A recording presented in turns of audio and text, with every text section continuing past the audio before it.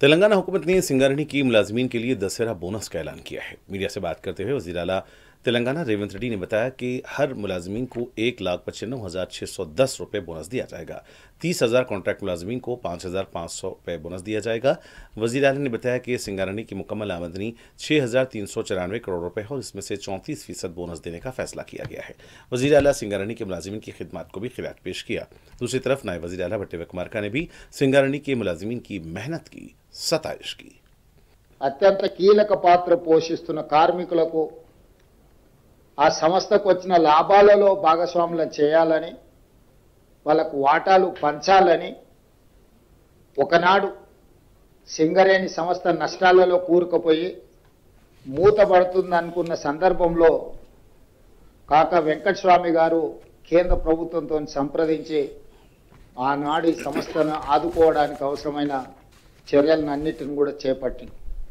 ఆ తర్వాత సింగరేణి సంస్థ వెనక్కి తిరిగి చూడకుండా లాభాల బాటలో నడుస్తూ ఉంది। ఆ వచ్చిన లాభాలలో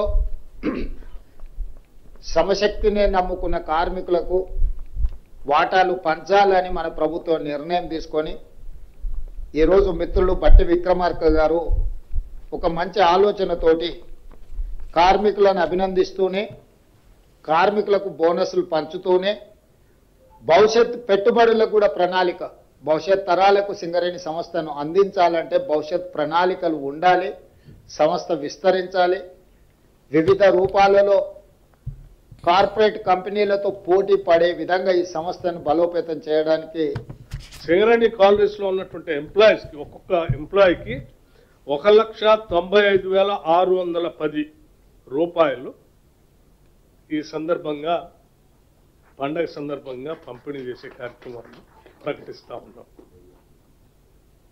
1 లక్ష నేను మరొకసారి చెప్తా ఉన్నాను, ప్రతి కార్మిక సోదరుడి కుటుంబాలకి 1,95,610 రూపాయలు 1,95,610